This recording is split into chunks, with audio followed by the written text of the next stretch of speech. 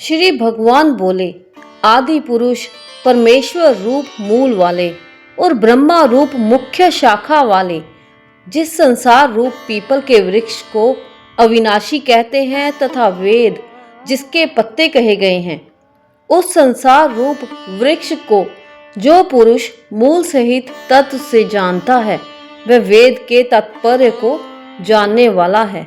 उस संसार वृक्ष की तीनों गुणों रूप जल के द्वारा बड़ी हुई एवं विषय भोग रूप कोपलों वाली देव, मनुष्य और त्रियक आदि योनि रूप शाखाएं नीचे और ऊपर सर्वत्र फैली हुई हैं तथा मनुष्य लोक में कर्मों के अनुसार बांधने वाली अहंता, ममता और वासना रूप जड़ें भी नीचे और ऊपर सभी लोकों में व्याप्त हो रही हैं। इस संसार वृक्ष का स्वरूप जैसा कहा है वैसा यहाँ विचार काल में नहीं पाया जाता, क्योंकि ना तो इसका आदि है और ना अंत है तथा ना इसकी अच्छी प्रकार से स्थिति ही है।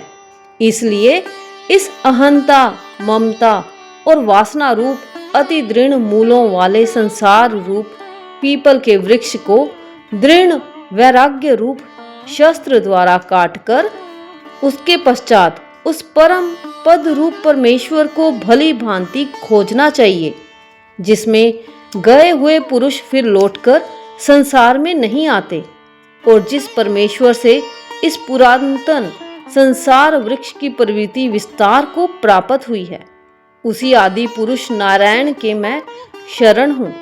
इस प्रकार दृढ़ निश्चय करके उस परमेश्वर का मनन और निधि ध्यासन करना चाहिए, जिनका मान और मोह नष्ट हो गया है, जिन्होंने आसक्ति रूप दोष को जीत लिया है, जिनकी परमात्मा के स्वरूप में नित्य स्थिति है और जिनकी कामनाएं पूर्ण रूप से नष्ट हो गई हैं, वह सुख दुख नामक द्वंद्वों से विमुक्त ज्ञानी जन उस अविनाशी परम पद को प्राप्त होते हैं।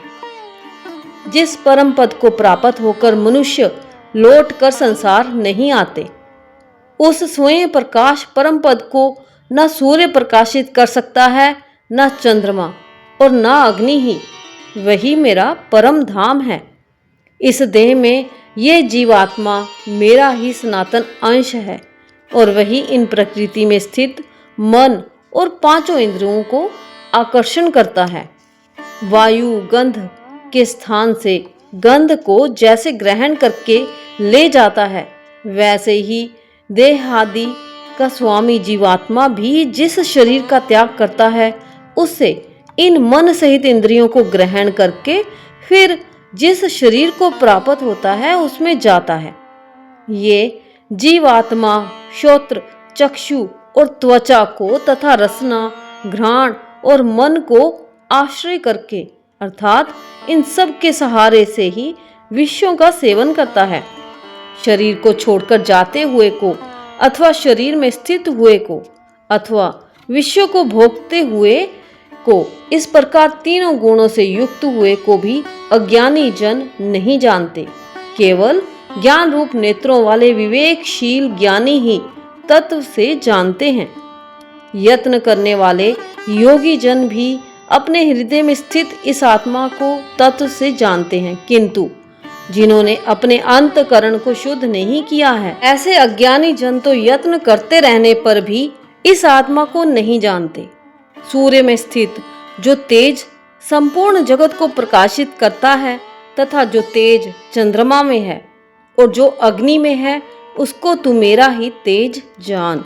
और मैं ही पृथ्वी में प्रवेश करके अपनी शक्ति से सब भूतों को धारण करता हूँ और रस स्वरूप अर्थात अमृत में चंद्रमा होकर संपूर्ण औषधियों को अर्थात वनस्पतियों को पुष्ट करता हूँ। मैं ही सब प्राणियों के शरीर में स्थित रहने वाला प्राण और अपान से संयुक्त वैशानर अग्नि रूप होकर 4 प्रकार के अन्न को पचाता हूँ। मैं ही सब प्राणियों के हृदय में अंतर्यामी रूप से स्थित हूँ तथा मुझसे ही स्मृति, ज्ञान और अपोहन होता है और सब वेदों द्वारा मैं ही जानने के योग्य हूँ तथा वेदांत का कर्ता और वेदों को जानने वाला भी मैं ही हूँ। इस संसार में नाशवान और अविनाशी भी ये दो प्रकार के पुरुष हैं। इनमें संपूर्ण भूत प्राणियों के शरीर तो नाशवान और जीव आत्मा अविनाशी कहा जाता है।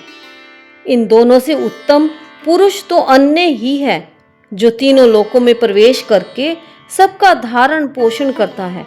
एवं अविनाशी परमेश्वर और परमात्मा इस प्रकार कहा गया है, क्योंकि मैं नाशवान जड़ वर्ग क्षेत्र से तो सर्वदा अतीत हूँ और अविनाशी जीवात्मा से भी उत्तम हूँ। इसलिए लोक में और वेद में भी पुरुषोत्तम नाम से प्रसिद्ध हूँ।